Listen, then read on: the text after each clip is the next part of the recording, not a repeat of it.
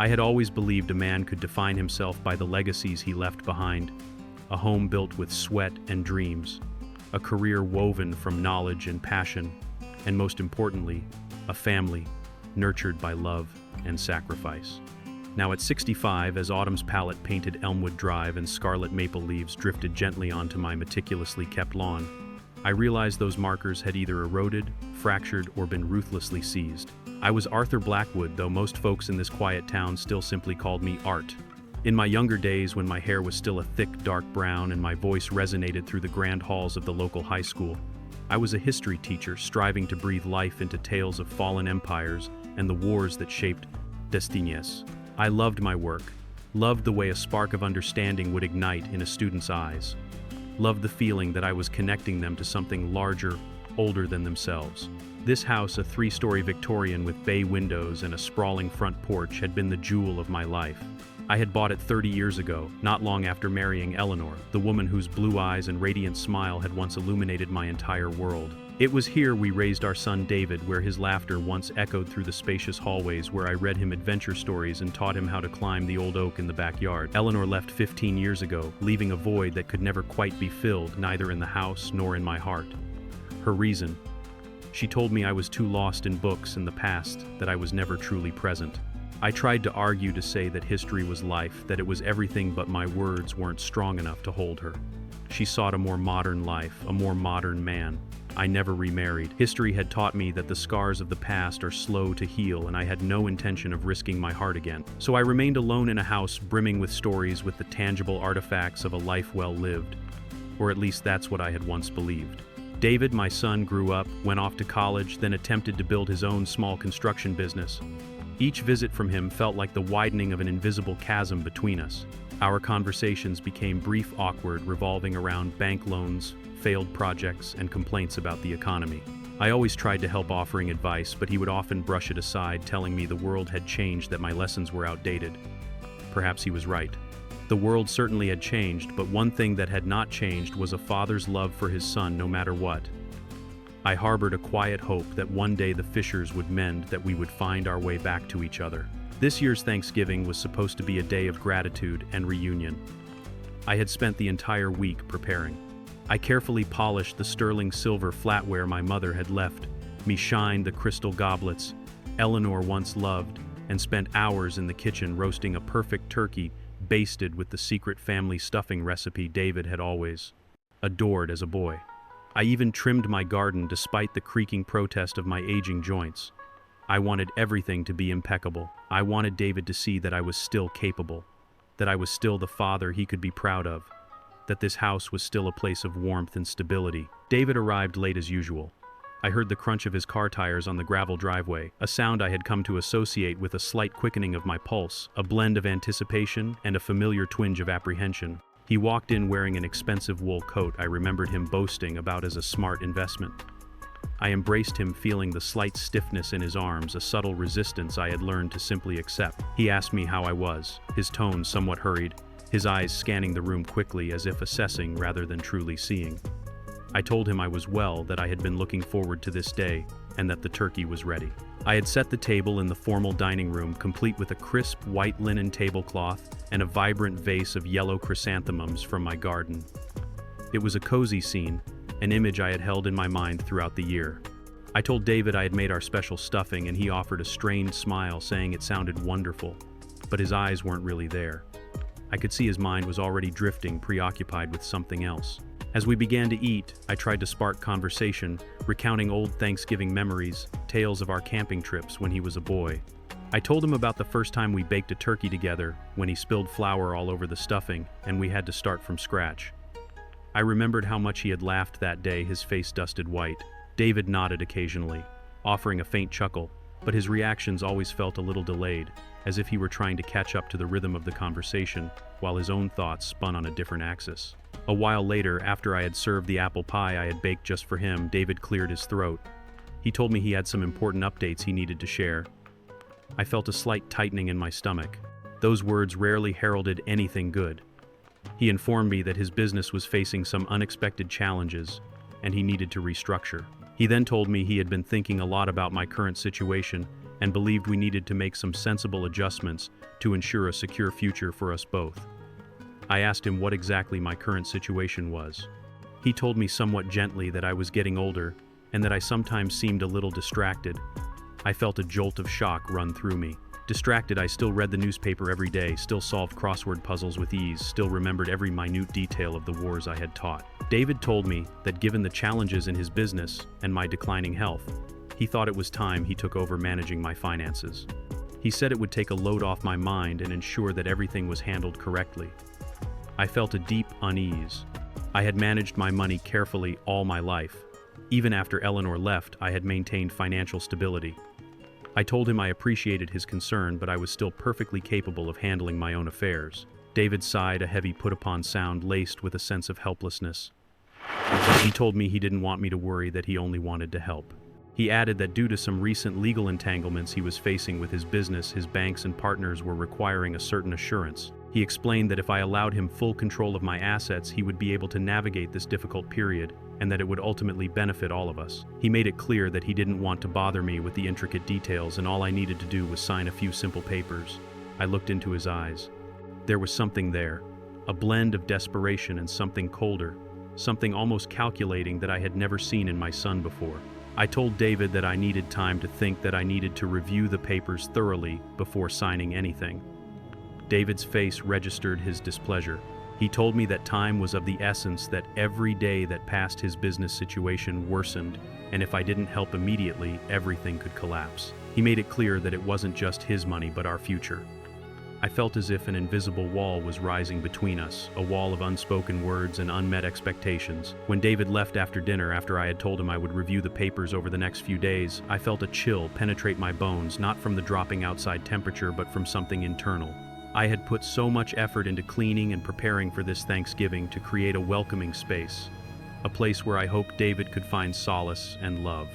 But instead, I felt as if I had been in a negotiation, a cold transaction rather than a family meal. I knew David was struggling, and I always wanted to help him, but his words about my declining health and his relentless urging had left me profoundly unsettled. I sat alone in the dining room, staring at the empty plates and the scattered remnants of the meal. The garden outside was pitch black, only a faint glow from the streetlights filtering through the bare branches of the trees. I picked up a withered maple leaf that had drifted indoors, its crimson color looking stark and solitary in my palm. Suddenly, a profound weariness washed over me, a fatigue that was not just physical but spiritual. I had always thought this house was my sanctuary, a place where I could retreat from the rapidly changing world. But now I felt as if the walls were closing in, and an unseen threat hung in the air. I knew something was wrong, something far deeper than the simple financial troubles David had mentioned. This was not just a bad Thanksgiving dinner. This was the beginning of something else, something that I, a history teacher who had spent a lifetime studying conflict, felt entirely unprepared for. I had once taught that history repeats itself. Now I wondered if tragedy did too. I could only hope I was ready for the next chapter. I spent the rest of the evening poring over the papers David had brought. It was a thick stack of legal documents filled with terminology I wasn't familiar with concerning powers of attorney and asset control. I tried to read every sentence, every word, but the jargon swam before my eyes, and I felt a growing sense of bewilderment. I was not a foolish man. I had read thousands of books, taught thousands of students, but these documents seemed specifically designed to confuse, to obfuscate their true intent. One thing I could grasp clearly: if I signed these papers, I would be relinquishing complete financial control to David. I would be handing him the keys to this house, the keys to everything I had built in my life. A cold dread began to seep into my mind. Was David truly in such dire straits that he needed to do this? Or was there another motive behind his words? I recalled the look in his eyes when he spoke of my declining health. It seemed almost as if he had been waiting for an opportunity like this, a moment when he could capitalize on my advancing age. I had seen a great deal in my lifetime. I had witnessed the devastation of war, albeit through books, the collapse of empires, the shifting of civilizations. I had learned that humans could do astonishing things for power and for money. And I had learned that sometimes the most dangerous enemies were the ones we loved and trusted the most. I rose and walked to my library, a room filled with old books and busts of great leaders. I ran my hand over the spines, seeking solace in the stories of men and women who had faced far greater challenges than my own. I found an old book about Alexander the Great. I remembered teaching David about Alexander when he was a boy, telling him about his conquests and the lessons of strategy.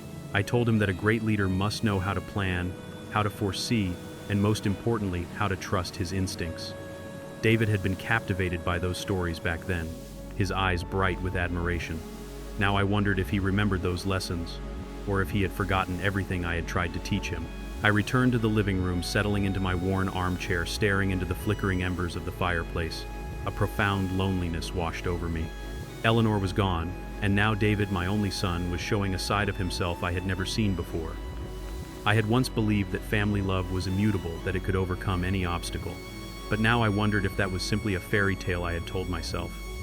I had always tried to be a good father, always tried to put David first. I had worked hard to build this home, to provide a stable life for him. And now it seemed everything I had done was being threatened by my own son.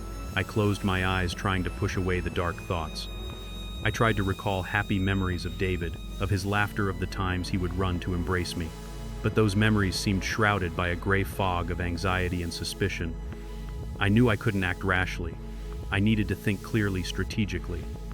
I had taught this to my students for years.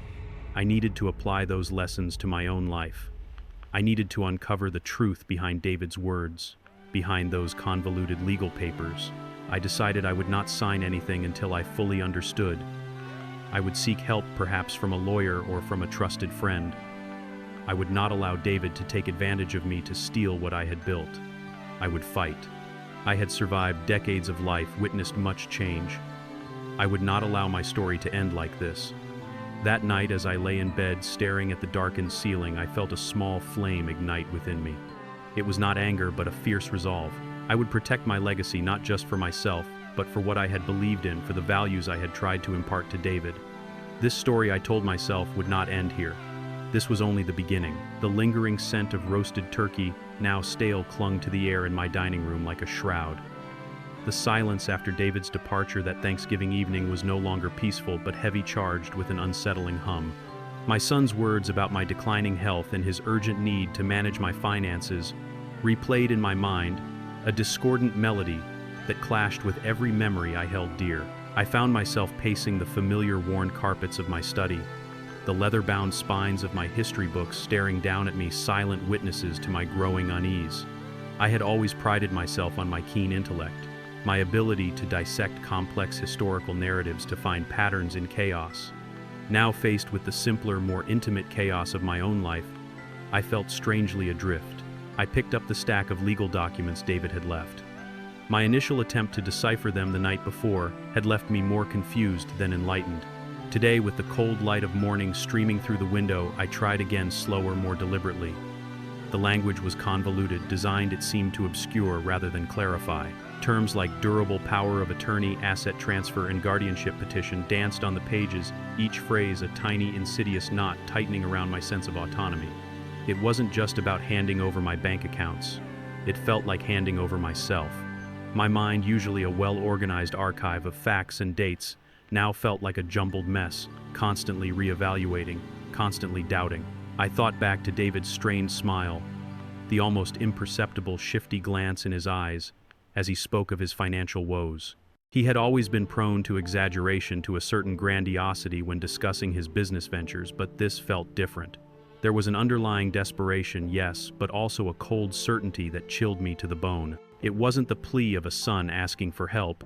It was the demand of someone asserting control. This realization was like a tiny fracture, appearing in the solid foundation of my trust, almost imperceptible at first, but with the potential to widen into a gaping chasm. The days that followed Thanksgiving were marked by a subtle, unsettling shift in the rhythm of my home. David began to visit more frequently, not for long, companionable chats, but for what he termed check-ins. He would sweep through the house, asking about my meals, my medications, my general well-being, always with that hurried, almost perfunctory tone. He would often ask me if I had looked at those papers yet, reminding me of the urgency of his situation. I would tell him I was still reviewing them, needing to understand every detail, to which he would sigh impatiently, suggesting that I was overthinking things, that I should just trust him.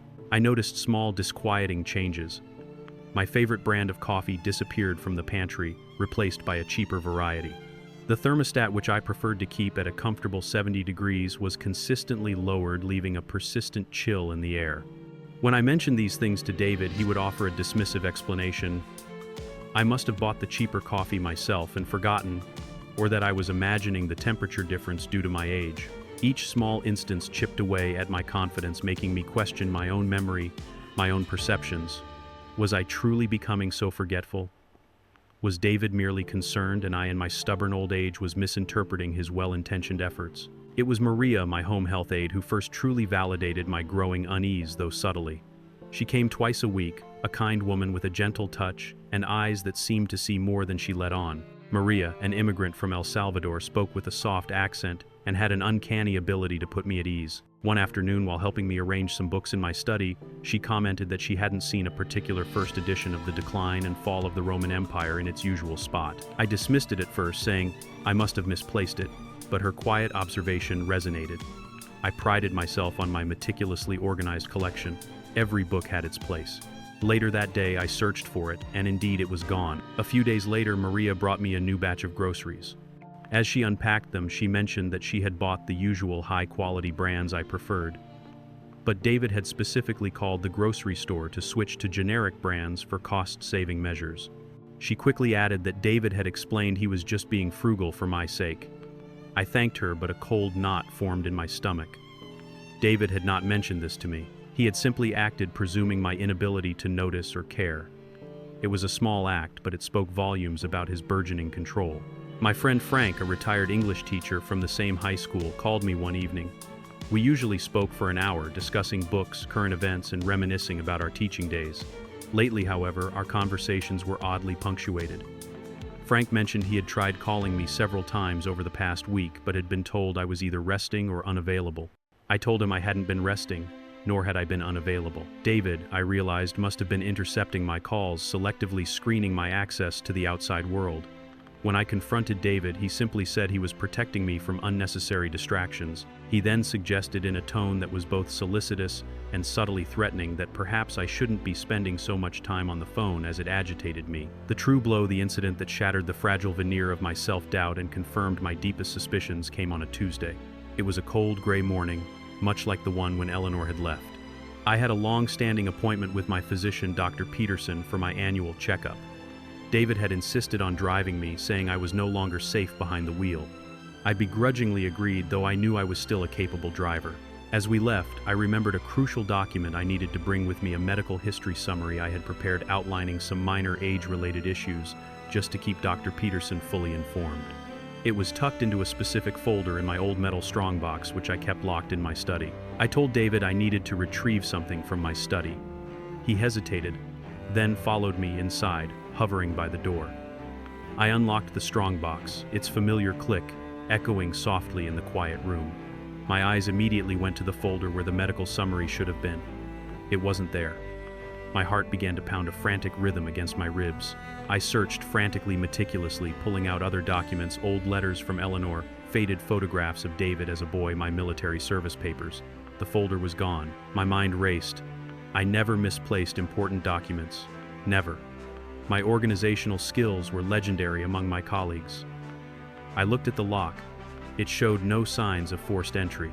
Someone had either found the key or, more chillingly, made a duplicate. I glanced at David, who was watching me with an expression that was too neutral, too calm. I asked him if he had seen the folder, if he had perhaps moved it. He feigned surprise, saying he hadn't touched anything in my study, that he respected my privacy. But his eyes, I noticed, held a flicker of something, a fleeting moment of triumph that he quickly masked. We went to the doctor's appointment, a silent, tense drive. Dr. Peterson, a kind man who had been my physician for years, seemed a little more guarded than usual. He asked me a series of cognitive questions, far more than in previous years. He asked me about my ability to manage my finances, about my daily routine, about my recent memory. I answered truthfully, precisely, but I felt an underlying current of judgment in his questions. He then told me that David had called him a few days prior, expressing deep concern about my increasing forgetfulness and difficulty managing complex tasks. He said David had specifically mentioned that I had been misplacing important documents and that I was no longer safe driving alone. The doctor's words hit me like a physical blow. David had not only taken my document, but had actively sought to undermine my credibility with my own physician. It was a deliberate, calculated strike. The shock gave way to a cold, burning anger, unlike anything I had felt in years. I looked at Dr. Peterson, my voice steady despite the tremor in my hands. I told him that I was perfectly capable, that I suspected my son was trying to manipulate him. Dr. Peterson, however, maintained a professional distance, merely noting my concerns in my file. I could see the seed of doubt David had planted had already taken root. On the drive home, a heavy silence settled between David and me. The vibrant autumn leaves outside seemed to mock the gray desolation within me. My son said nothing, but I could feel his veiled satisfaction, his growing confidence. He truly believed he was winning, that he was cleverly orchestrating my decline. My mind, however, was no longer clouded by self-doubt. The missing document, David's call to the Dr. Maria's subtle observations, Frank's intercepted calls. It all clicked into place with horrifying clarity. This wasn't just about financial struggles. This was a calculated attempt to declare me incompetent, to strip me of my autonomy, to essentially erase me from my own life. When we arrived back at the house, I went straight to my study. I looked at the strongbox again, then at my extensive library. The realization that my first edition of The Decline and Fall was not merely misplaced but likely sold by David sent a wave of grief through me. Each book was a part of me, a testament to a life devoted to learning. To think he would sell them for some paltry sum without a thought for their sentimental or intellectual value was a profound betrayal. It was not just the money, it was the disregard for my entire being. I felt an internal earthquake, a profound crisis, shaking the very foundations of my identity. I had always been the rock, the steady hand, the keeper of knowledge. Now I was being portrayed as a feeble old man losing his mind, a burden. The thought was unbearable. Eleanor's words from 15 years ago echoed in my head. "You're too lost in the past, Art. You're not present." Was she right? Was I so out of touch that I couldn't see the true nature of my own son? Had my focus on history blinded me to the present dangers? I sank into my armchair, the weight of the realization pressing down on me.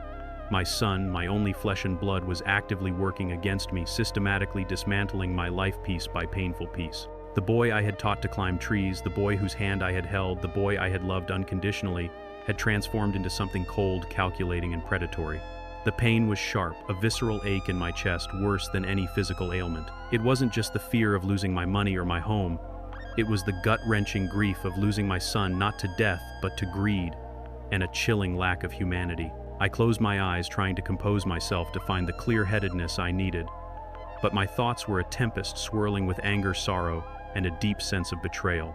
The old Art, the history teacher, who valued reason and logic, was struggling against the raw animalistic instinct to protect what was his. I had lived a life of integrity, of quiet dignity.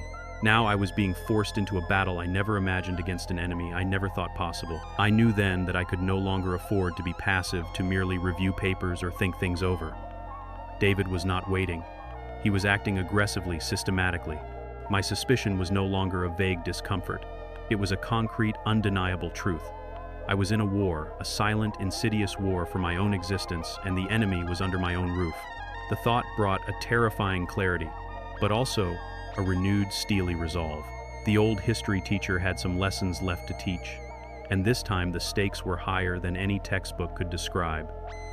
The game had truly begun, and I, Arthur Blackwood, would not go down without a fight. My memories, my dignity, my very legacy, they were worth fighting for, even if it meant confronting the darkest truth about my own son. The crisis was real, and my internal struggle had given way to a quiet, burning determination to reclaim what was mine, not just my assets, but my identity. This was no longer just about suspicion, it was about survival. The days following the doctor's appointment bled into each other, each one a torment of quiet observation and gnawing despair.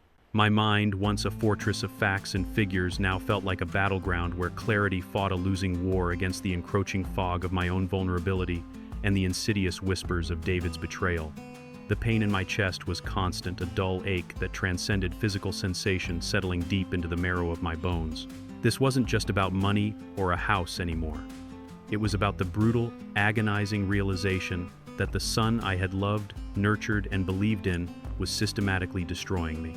The suffering had reached a new unbearable peak, an emotional crucifixion that left me raw and exposed. I had always valued routine, the predictable rhythm of my days. Now every routine was tainted with suspicion. When David visited, which was almost daily, his presence felt like a tightening noose. He would ask me if I had taken my medication, if I had eaten, if I needed anything, but his questions were devoid of warmth, mechanical, almost accusatory. He would leave stacks of new legal documents on my desk, urging me to sign them, saying they were just routine updates or necessary paperwork for my care. I would tell him I needed more time, that I was still trying to understand the previous ones, and he would sigh a sound of exasperation that cut deeper than any harsh word. "Time is not something we have in abundance, Dad," he would say, his voice laced with a thinly veiled threat. My world, once expansive with books and memories, felt like it was shrinking, confining me within the four walls of my own increasing despair. David had somehow managed to restrict my phone calls. Frank's calls rarely reached me, and when they did, David would often be hovering nearby, making conversation strained and superficial. He had even started suggesting that I was too frail to continue my daily walks to the library or the local park, citing safety concerns. Each suggestion was a subtle tightening of his grip, isolating me, further cutting me off from the external world that could offer validation or help. The first crucial piece of the puzzle came from Maria. One afternoon, while preparing my lunch, she gently said that she had seen a man whom she recognized as David's business partner, carrying a heavy box out of my study a few weeks ago. She remembered the box because it had old-looking books in it. She had thought nothing of it at the time, assuming I had asked David to take them somewhere, but after seeing my distress about the missing first edition, she now wondered. Her voice was hesitant, almost apologetic, but her words were a jolt of horrifying clarity. My precious books not misplaced, but stolen and sold by my own son. The intellectual legacy I had meticulously built plundered for his insatiable needs. The thought was a physical blow, intensifying the suffering already festering within me. That night, lying sleepless in bed, the truth of Maria's observation settled heavily upon me. My magnificent collection, carefully curated over decades, had been slowly, subtly pilfered. I recalled the unexpected challenges David had mentioned, his urgent need for cash. My books, my companions, my silent teachers had become mere currency in his desperate scheme. The anguish was immense, a profound sense of violation. This wasn't just theft, it was a desecration of my very soul. I knew I had to investigate, but I had to do so with extreme caution. David was watching me constantly. I couldn't risk him discovering my intentions. I remembered my lessons to David about Alexander the Great, about strategic thinking, about knowing your enemy. Now my enemy wore my own blood, sat at my dinner table, and pretended to care for me. My investigation began covertly, painstakingly. I started with my financial records. David had taken over handling the mail, but sometimes an envelope would slip through, arriving late or misdirected. I found an old bank statement dated a few months prior that detailed a series of unusually large withdrawals, far larger than my usual expenses, and transfers to an account I didn't recognize. When I compared it to the more recent, heavily summarized statements David had given me, the discrepancies were stark. The numbers didn't add up. My life savings, painstakingly accumulated, were rapidly dwindling. The next clue came from an unlikely source, the local antique shop. I had a habit of taking short, careful walks to the town square on days when David wasn't around, pretending to run errands. One afternoon, I saw a familiar leather-bound book displayed prominently in the window of Timeless Treasures, Mr. Henderson's antique shop. My heart lurched. It was my copy of The Decline and Fall of the Roman Empire, unmistakable with its unique binding and the faint inscription from my father on the flyleaf. Mr. Henderson, a jovial man who knew my passion for books, greeted me warmly. He mentioned that he had recently acquired a magnificent collection from a young man who claimed they were family heirlooms that he sadly had to part with. He described David perfectly. When I asked about the price, he gave me a figure that, while substantial, was a fraction of the book's true market value, confirming David's desperate, reckless sale. The realization hit me with the force of a physical blow. My grief turned into a cold, hard resolve.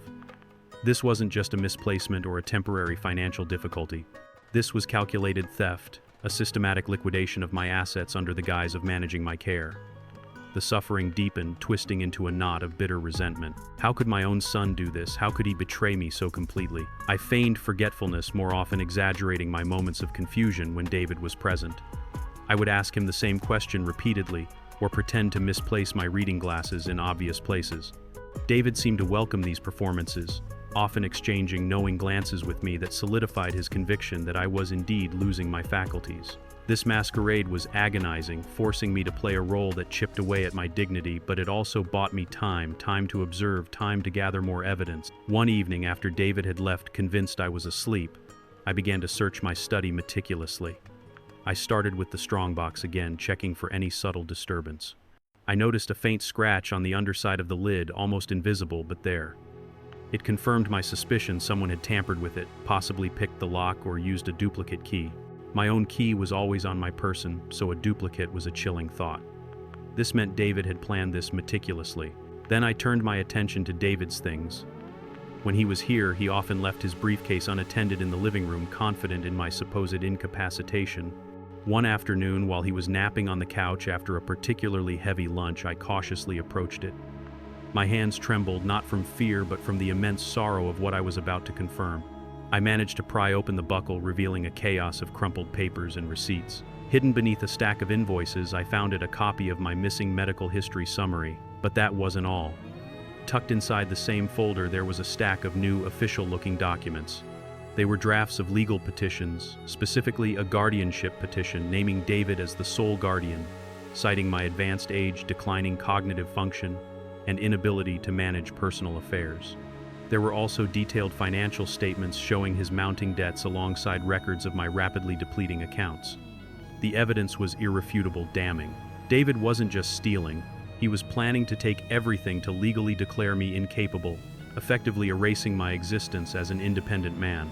The physical act of holding those papers, seeing the official seals, the cold legal language, brought my suffering to its absolute zenith. My son wasn't just being selfish. He was committing a profound act of psychological and legal violence. The man I had raised, the boy whose future I had dreamt of, was now seeking to imprison me within my own mind to become my jailer. The betrayal was complete. A wave of nausea washed over me. I stumbled back, clutching the documents, my breath catching in my throat. The room spun. The familiar comfort of my study, my sanctuary, suddenly felt like a cage. My own son. The thought echoed in my mind, a torturous, relentless refrain. All the small indignities, the missing items, the intercepted calls, the subtle gaslighting. It all coalesced into a monstrous, undeniable truth. My life, my dignity, my entire being was being systematically dismantled by the one person who should have protected it. I managed to replace the documents, my hands shaking uncontrollably. David stirred on the couch, and I quickly retreated, my heart pounding a frantic drumbeat against my ribs. I sat in my armchair, forcing myself to breathe, to regain control. My eyes landed on an old photograph on the mantelpiece, David, as a little boy, sitting on my shoulders, laughing joyously. I remembered that day, a 4th of July parade, his innocent delight as the flags waved. The contrast with the man he had become was a gaping wound in my soul. The investigative process, though covert and agonizing, had yielded the brutal truth. The evidence was overwhelming, and it broke me, not entirely but deeply. I felt a profound sense of loss, a grief for the son I had, and for the son he had become. The personal crisis was no longer about self-doubt, it was about the crushing weight of reality. My son saw me not as a father, but as an obstacle, a resource to be exploited, a mine to be extinguished. Yet even in the depths of this despair, a tiny flicker of something else ignited within me, a cold, hard resolve. The pain was immense, but it also sharpened my focus, stripped away any remaining illusions. I had taught history. I understood strategy. I understood the importance of defending one's territory, one's legacy. David thought he had cornered an old man, a failing mind. He had mistaken my confusion for incapacitation, my love for weakness. He had underestimated the enduring strength of a father's will, even when shattered. I knew then that I could not simply endure this. I would not allow him to win.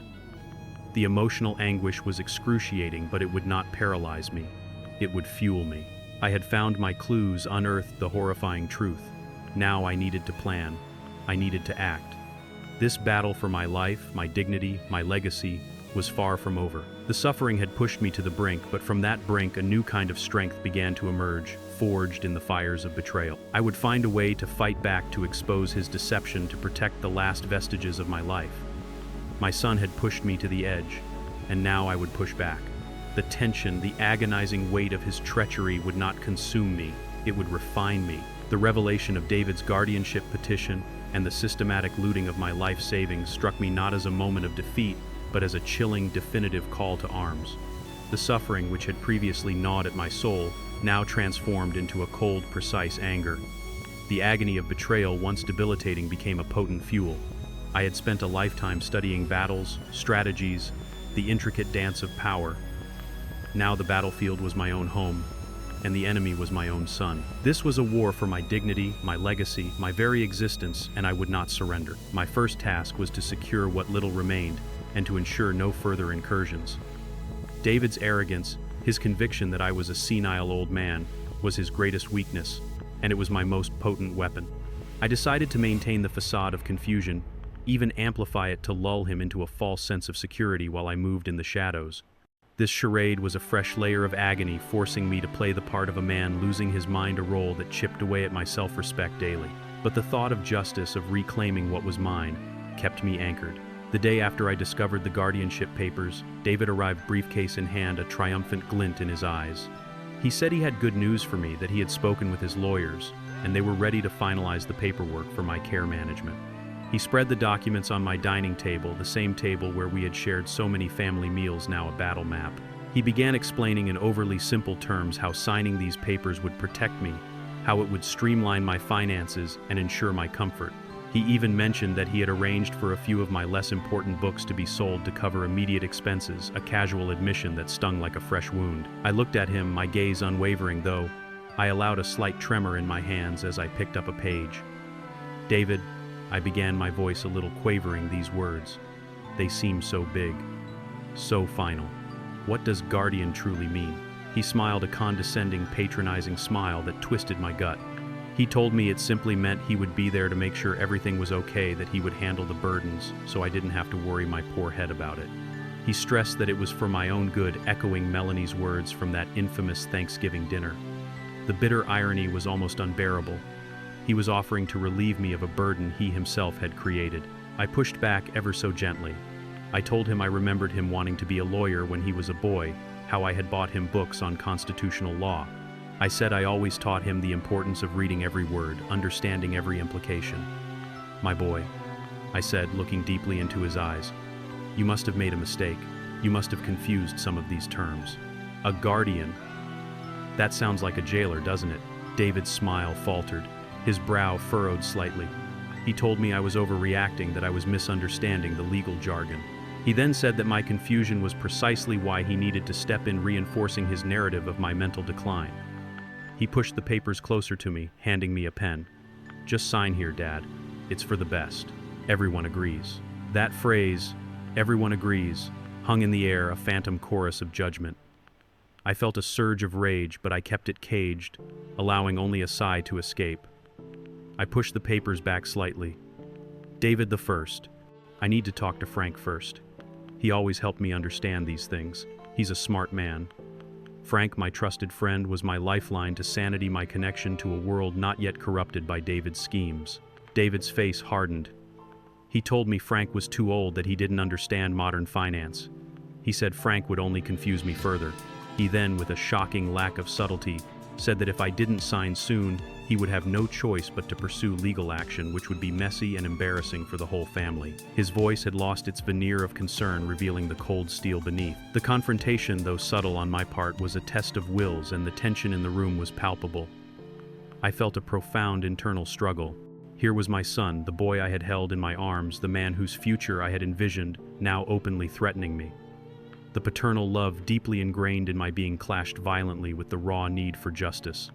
A part of me, a very small, desperate part, wanted to simply give in to avoid the painful conflict, to cling to some semblance of family. But the image of my missing books, the dwindling bank accounts, and the guardianship petition, that cruel, calculated document, solidified my resolve. I would not allow him to erase me. "David," I said, my voice barely above a whisper, "I taught you that a good soldier never rushes into battle unprepared, and a good father never signs away his life without understanding every word." I looked him straight in the eye, trying to convey a flicker of the old art, the teacher, the strategist, but quickly veiled it with a blank stare, a feigned moment of confusion. Where did I put my glasses? Oh dear." He rolled his eyes, a gesture of dismissive contempt. He then said he would be back tomorrow and expected me to have made my decision. He collected his papers, leaving a lingering chill in the room as he exited. The moment he left, I felt the mask of confusion slip, and I slumped into my chair, physically and emotionally drained. The confrontation, though not an explosion, was a skirmish, and I had held my ground. My next step was critical. I needed allies. I couldn't fight this war alone. My first call was to Frank. This time I made sure David was out of the house. Frank answered on the second ring, his familiar gruff voice a balm to my raw nerves. I told him David had been intercepting my calls and that I needed to meet him discreetly. I told him I needed his help, that I had uncovered some deeply disturbing information. Frank, ever loyal, agreed without hesitation. He suggested we meet at the local diner, the Daily Grind, a place where old-timers gathered, where conversations were often overheard but rarely remembered. It was the perfect cover. The next morning I walked to the Daily Grind, my cane tapping a rhythmic cadence on the cracked pavement. The crisp autumn air bit at my cheeks, but it also cleared my mind. Frank was already there, nursing a cup of black coffee, his eyes crinkling with concern as I approached. We sat in a booth in the back, away from the morning rush. "Art, you look like you've seen a ghost," Frank said, his voice low. I looked at him, my oldest friend, the man who had stood by me through so much. I felt a wave of profound relief, a crack in the wall of my isolation. I told him everything. I recounted David's words at Thanksgiving, the subtle changes in my home, Maria's observations about the missing books, the discovery of my first edition at the antique shop, David's call to Dr. Peterson, and finally the guardianship petition in David's briefcase. I detailed the financial discrepancies, the large withdrawals, the urgency in David's voice, his thinly veiled threats. Frank listened, his face hardening with each detail. He swore softly, shaking his head.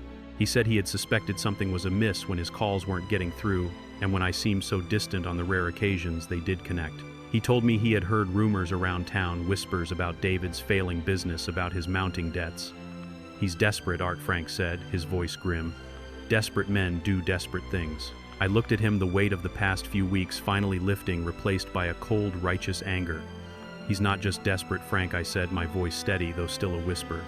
"He's trying to erase me. He's trying to steal my life, my dignity, everything I've worked for. He's trying to make me a prisoner in my own home, in my own mind." Frank placed a hand on my arm, his grip firm. "We won't let him, Art. We'll fight him. What do you need?" I explained my plan, which was still forming but clear in its intent. I needed proof. Irrefutable, undeniable proof of his deception, his theft, his malicious intent. I needed a way to record our conversations, to document his actions. Frank, with his practical mind, immediately had ideas. He knew a retired private investigator, a former police officer who might be able to help someone who understood the nuances of covert operations. He also suggested we contact Arthur, the lawyer I had briefly mentioned. Arthur was a sharp, ethical man who specialized in elder law and estate planning. "We need to be meticulous, Frank," I said, channeling my inner history professor. "Every detail, every conversation, every transaction, we build our case piece by piece like an archaeological dig, unearthing the truth." Frank nodded, his eyes alight with a renewed sense of purpose. He told me he would make the calls, arrange the meetings. He then told me that David had called him a few days ago, asking about my mental state, saying he was concerned about my recent memory lapses. Frank had played along, feigning vague agreement carefully, not giving David any concrete ammunition. It confirmed David's insidious network of manipulation. As we parted ways, I felt a resurgence of strength, a quiet resolve blooming in the barren landscape of my despair. The confrontation with David, though emotionally draining, had clarified my path. The suffering was still profound, the pain of his betrayal a constant companion, but it was no longer consuming me. It was galvanizing me. I was no longer merely a victim. I was an investigator, a strategist, preparing for a battle that would determine not just my financial future, but the very essence of who I was. The ultimate test lay ahead, a legal and emotional crucible that would force me to choose between the lingering echoes of fatherly love and the undeniable call of justice. I knew the choice would be agonizing, but it had to be made. I would fight for Art Blackwood, the man, the teacher, the father who refused to be erased. This was the beginning of my counteroffensive. The day of the hearing dawned, cold and gray, mirroring the landscape of my soul. There was a biting wind that whipped through the bare branches of the oak tree in my front yard, a stark reminder of the harsh realities awaiting us. I dressed carefully in my old, well-worn suit, the fabric feeling both familiar and heavy. It was the suit I wore to special occasions, to family gatherings, to the rare awards ceremonies when I was still teaching. Now it was my armor for a different kind of battle. My hands, usually steady, trembled slightly as I fastened the buttons, a testament to the internal storm raging within me. The profound pain of David's betrayal was a constant dull ache, but beneath it a steely resolve had solidified. I was ready. Frank arrived precisely on time, his face grim but determined. He gave me a firm nod as I climbed into his car, the silence between us, heavy with unspoken understanding. We drove through the familiar streets of our town past the library, where I had spent countless hours, past the school, where I had taught for decades, past the antique shop, where my stolen decline and fall had been so casually displayed. Each landmark felt like a personal accusation, a monument to David's insidious acts. The courthouse loomed ahead, a formidable, imposing structure of gray stone, its grand columns promising justice, or perhaps just another form of judgment. Inside, the air was thick with the scent of polished wood and stale humanity, a peculiar mix of institutional dignity and the lingering desperation of those who had sought its halls. My cane tapped a measured rhythm against the marble floor as Frank walked beside me, his presence a comforting anchor. We entered the courtroom, a cavernous room with high ceilings and rows of empty benches. And then I saw them. David sat ramrod straight at the petitioner's table, his face a mask of confident entitlement. He wore a sharp, expensive suit, his hair neatly combed, a picture of false respectability. Beside him sat Melanie, his wife, her expression a peculiar blend of calculated sympathy and thinly veiled triumph. Their lawyer, a slick, self-assured man I recognized from local television commercials, shuffled papers with an air of practiced nonchalance, a knowing, oily grin plastered on his face. And then I saw Eleanor. She sat slightly apart from David and Melanie, her face pale, her hands clasped tightly in her lap, her eyes downcast. She looked like a ghost, trapped between two worlds, the specter of a past love, haunting the present. When David's eyes met mine, a small, triumphant smile played on his lips. It was not a smile of warmth or genuine affection, but one of absolute certainty of victory already claimed. He believed this was a formality, a mere stepping stone to his inheritance. He thought he had already won. That smile, brimming with arrogance and contempt, fueled the cold fire within me. The judge, a stern woman with sharp, intelligent eyes behind her glasses, entered and took her seat. Her voice, clear and authoritative, cut through the tense silence. She announced that the hearing was to consider the petition for guardianship over Mr. Arthur Blackwood, age 65, and requested the petitioners to proceed. Their lawyer rose first, a theatrical flourish in his movements. His words flowed with rehearsed polish, a carefully constructed narrative designed to paint me as unstable, forgetful, utterly incapable of managing my own affairs. He cited fabricated statements from concerned neighbors, likely David's business associates, and twisted various anecdotes, cherry-picking memories to suit his agenda. He spoke of my alleged recent memory lapses, my difficulty with complex decision-making, and presented doctored financial summaries that conveniently omitted David's suspicious withdrawals. As he spoke, David nodded solemnly, playing the part of the devoted, concerned son, his face a picture of feigned sorrow. Melanie, with a dramatic sniffle, dabbed her eyes with a tissue as if draped in tragedy. I sat still, my hands folded over the head of my cane, a statue of quiet suffering, letting them weave their web of lies. Patience, I reminded myself. Timing. Wait for the opening. When their lawyer finished, the judge turned her sharp gaze to me. She asked if I had representation. It was Frank's cue. He rose, his presence solid and unwavering. "Your Honor," he stated, his voice calm and firm, "I represent Mr. Blackwood and we vehemently contest this petition." The judge nodded, her expression unreadable. "Proceed, counsel." Frank then gestured towards me. "Your Honor, before we delve into the matter of Mr. Blackwood's capacity, I would like to submit some evidence." He lifted a thick folder, the one we had meticulously prepared, brimming with transcripts, recordings, and documented proof. Every cruel word, every calculated plot, every manipulation David had whispered, believing no one was listening, was contained within. Frank's voice grew sharper, infused with a quiet power as he began to read. Exhibit A. Transcripts of recordings taken covertly in Mr. Blackwood's home, where the petitioner David Blackwood is heard instructing his wife Melanie to exaggerate Mr. Blackwood's alleged forgetfulness to outside parties, and explicitly discussing the sale of Mr. Blackwood's valuable antique book collection without his knowledge or consent. The courtroom stirred. David's lawyer immediately jumped up, attempting to object, but the judge raised her hand, her voice firm. Overruled. Continue. Frank continued, his voice cutting through the rising murmurs in the gallery. Exhibit B. Detailed phone logs showing numerous intercepted calls from Mr. Blackwood's friends and associates, where the petitioner David Blackwood is heard telling them Mr. Blackwood is unavailable or resting when he was not. David's face, which moments ago had been composed, began to drain of color. Melanie whispered frantically to him, her eyes darting between Frank and the judge. a flicker of panic, replacing her earlier theatricality. Eleanor in the corner gasped softly, covering her mouth with a trembling hand, looking as if the floor had vanished beneath her feet. Exhibit C. Frank continued documented evidence from the local antique dealer Mr. Henderson, confirming the sale of specific irreplaceable first edition books belonging to Mr. Blackwood by the petitioner David Blackwood for a fraction of their market value. Exhibit D. Financial records detailing abnormally large withdrawals and transfers from Mr. ADS. Blackwood's personal accounts to accounts belonging solely to David Blackwood, occurring simultaneously with his alleged financial difficulties. With each piece of evidence, David's composure crumbled further. The arrogant smile was gone, replaced by a mask of horrified disbelief. Melanie's carefully cultivated sympathy dissolved into sheer terror. Then Frank turned to me. "Mr. Blackwood, would you please tell the court about your daily life in your own words?" I rose slowly, leaning on my cane, allowing the silence to stretch to amplify the weight of the moment. My voice when I spoke was clear and steady, imbued with the hard-won dignity of a man who had faced the truth and refused to break. "Your Honor," I began, my gaze sweeping across the courtroom, landing for a brief, searing moment on David's utterly distraught face. "I cook my own meals. I write in my journal every day. I manage my accounts, my appointments. I read the newspaper cover to cover. I may walk with a limp, a souvenir from a life well lived, but my mind, Your Honor, has never limped a single day. The only thing incapacitated here, I humbly submit, is my family's sense of honor." Gasps rippled through the gallery.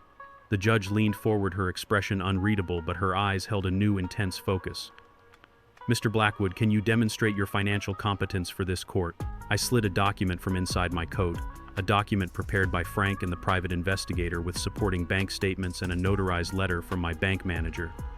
"This, Your Honor, is my current investment portfolio. Balanced, diversified, and every single figure was checked and reconciled last week. Not by a broker, Your Honor, but by me." I laid it on the table. She studied it, her brow slowly softening, a flicker of something akin to admiration in her eyes. Then she looked at David, her voice suddenly sharp, piercing the courtroom silence. "Mr. Blackwood Jr., do you contest these figures?" David stammered, his bravado utterly shattered. His mouth opened and closed several times before he finally managed to whisper, We didn't know." The judge's voice hardened cold as ice. "It appears, Mr. Blackwood Jr., that you did not know much at all except how to manipulate." She turned to his lawyer. "Counselor, concern does not sound like plotting inheritance before a man is even in his grave." A suffocating silence descended upon the courtroom. David's eyes darted downward, shame finally creeping into the cracks of his arrogance, a truly shocking sight. Melanie beside him seemed to shrink in her seat, her face pale, her carefully constructed world crumbling around her. Then came the final devastating blow, the one I had saved for last, the ultimate act of reclaiming my life. Frank handed the judge a sealed envelope. She opened it, scanning the words, her eyes narrowing, then widening in surprise. "This," she said slowly, her voice barely above a whisper, "is a will. Executed, notarized, and legally valid. Dated 3 days ago." She looked directly at me. "Mr. Blackwood, would you care to explain?" I steadied myself, my gaze locking onto David's utterly broken expression. "Yes, Your Honor. While they, referring to the petitioners, spent months meticulously preparing to bury me alive in paperwork, I in turn prepared my own. This will, Your Honor, reflects my true decisions, not theirs. And it reflects precisely who deserves what, based not on blood but on conduct." Melanie's face drained of every last vestige of color. David shot up from his chair, a strangled cry escaping his lips. "What? You can't. Sit down, Mr. Blackwood Jr." The judge ordered sharply, her gavel striking the bench with a resounding crack that echoed through the stunned silence. Frank then spoke, his voice resonating with an almost biblical finality. "In this will, Your Honor, Mr. Blackwood has fully safeguarded his estate." His son, David Blackwood Frank, paused, deliberately letting the words hang in the air, is explicitly left nothing. "The entirety of the estate has been assigned to a trust benefiting charitable causes for veterans, with secondary provisions for his wife, Eleanor Blackwood, contingent upon her independence from the petitioner's influence and her active participation in the trust's charitable work." The courtroom erupted. Gasps, whispers, murmurs of outrage and shock filled the air. David slammed his fist on the table, a primal roar of disbelief escaping him. "You can't do this. I'm his son." I faced him, calm, every word cutting clean, precise, honed by months of agonizing contemplation. Blood makes you my son David, but actions decide if you are my heir. You chose greed, you chose betrayal, and in doing so you chose nothing. His mouth opened, then closed, rage boiling in his eyes, utterly silenced by the finality of my words. Melanie grabbed his arm, panic flashing in her eyes, her face a mask of abject horror. Eleanor, who had remained silent throughout, now sobbed quietly, her head buried in her hands. But in her tears I could discern not only sorrow but a profound, almost cathartic release, the recognition that the chains of silence, of complicity, had finally broken. The judge struck her gavel repeatedly, bringing the room to order. Order, order, this court denies the petition for guardianship. Furthermore, I recommend the petitioners be thoroughly investigated for attempted elder exploitation and financial fraud. David collapsed into his chair, pale beads of sweat glistening on his forehead. Melanie stared straight ahead, her mask shattered, her dreams of inheritance turned to ash. As the session ended, I rose, my cane steady, my heart steady. Frank clasped my shoulder, his eyes brimming with pride. You did it, Art. I shook my head slightly. No, Frank. Truth did it. Outside, the autumn air struck my face, crisp and clean, washing away the oppressive atmosphere of the courtroom. Eleanor walked beside me slowly, her eyes swollen and red from crying. She whispered, I'm sorry, Art. So sorry. I paused, looking at her, a lifetime of memories flashing before my eyes. Eleanor. I said, my voice weary but firm, sorry isn't enough to erase what almost happened or what has been lost. But perhaps it's enough to start over. The question is, which side do you want to stand on now? The side of truth, or the side of those who would erase it? She said nothing, only nodded faintly, a single tear tracing a path down her cheek. And for once I let silence provide the answer. As Frank drove me home, I gazed out the window at the familiar streets rolling past. David's voice still echoed in my memory. You're nothing but a burden. But now the echo no longer stung. It had become a reminder. I wasn't the burden. I was the survivor, the investigator, the strategist who fought not with weapons of war but with patience and truth. And in the end, when the will was read, it wasn't I who was brought to my knees. It was him. The profound, heartbreaking justice had been served, leaving behind a silence far more powerful than any shout and a space for healing, if only I could find it. The quiet hum of Frank's engine as we drove away from the courthouse was the loudest sound I had heard all day. The verdict, the judge's sharp words, David's shattered face, Melanie's silent horror, Eleanor's broken sobs, they were all a whirlwind of images and sounds. Yet now, in the aftermath, everything felt muted, distant, like a dream that had slowly faded into the harsh light of dawn. I had won. Justice in a legal sense had been served. My estate was secured, my name cleared, David's insidious plot exposed. But as we drove down Elmwood Drive, the autumn leaves still falling in a silent cascade, the victory felt hollow, tinged with an immeasurable sorrow that settled deep within my bones. There was no joy, only the vast emptiness left by the wreckage of what was once my family. Frank, sensing my profound exhaustion, said little. He helped me into the house, his steady hand on my arm, a grounding presence. The house, once my sanctuary, now felt like a mausoleum, a monument to a love lost and a trust irrevocably broken. Every room held echoes of a past that was now irrevocably tainted. The dining room where the battle had culminated felt particularly heavy. I could still see David's arrogant smile, still hear the judge's gavel, still feel the cold, hard weight of betrayal. I sat in my favorite armchair by the fireplace, the embers cold, mirroring the feeling in my heart. Frank offered to make me tea, but I just shook my head. He eventually left his quiet departure, leaving me alone with my thoughts, with the deafening silence of a victory that felt more like a profound loss. The next few days were a blur of somber reflection. The phone rang periodically, mostly from Frank checking in, or from Maria offering to come by more often. I thanked them, but often let the calls go to voicemail. I needed space, needed to sit with the truth that had been so painfully laid bare. The initial adrenaline of the battle had dissipated, leaving behind a profound weariness. I found myself walking through the house, touching the spines of my books, tracing the patterns on the antique furniture. Each object, once a source of comfort or pride, now felt heavy with the weight of memory, a reminder of what David had tried to steal and what had been irrevocably lost in the process. The most difficult part was the acceptance that there would be no happy ending, no heartfelt apologies from David, no grand reconciliation. The legal victory was a form of closure, but it did not mend the gaping wound in my heart. The son I had known, the son I had loved, was gone, replaced by a stranger consumed by greed and resentment.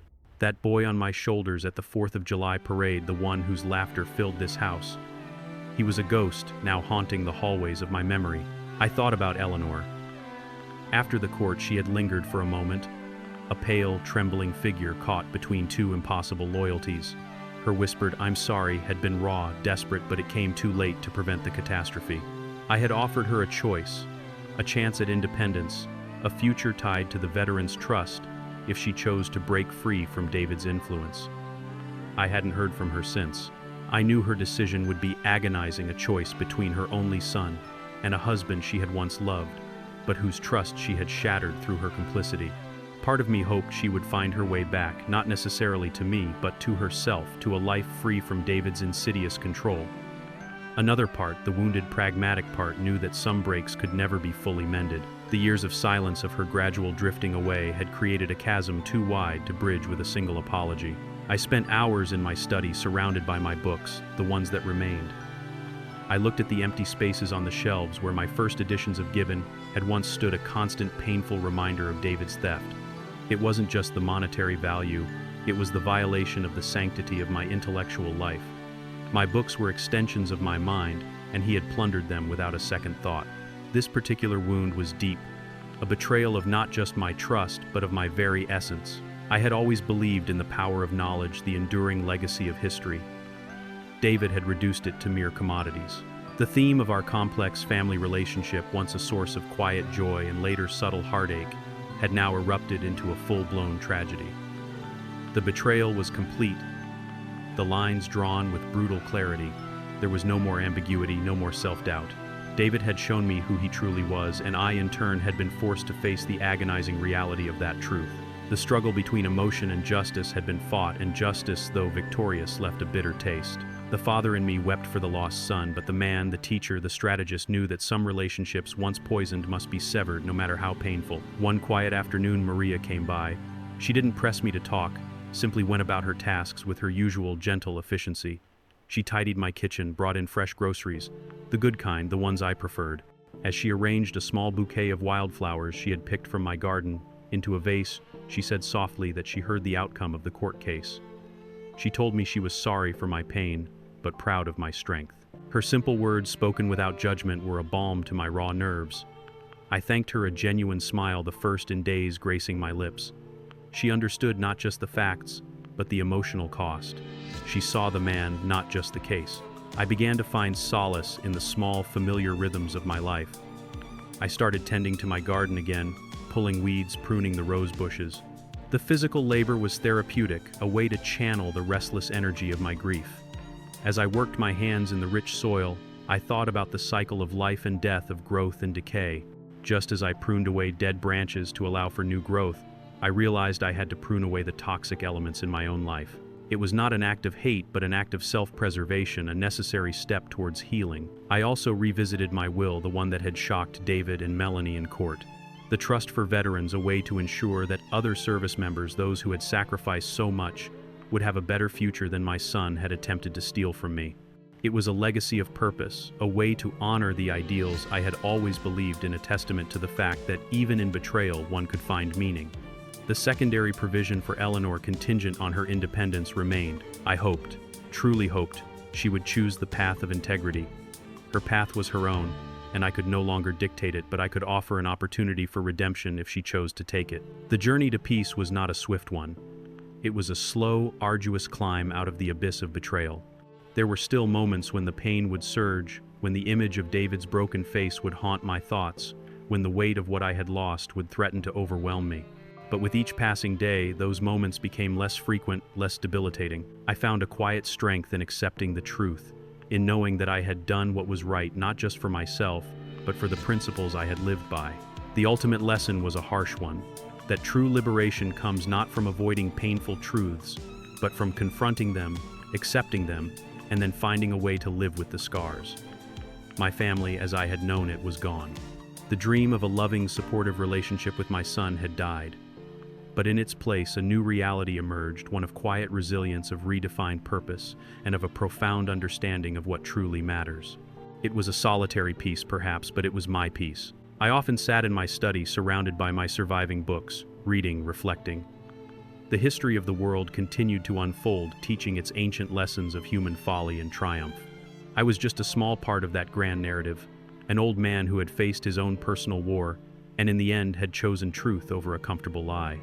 I had learned that sometimes the hardest battle is not against an external enemy, but against the illusions we hold closest to our hearts. Only when those illusions shattered, no matter how painful, could we truly see and truly be free. My heart, though scarred, was no longer burdened by the weight of unacknowledged betrayal. It was finally quietly at peace.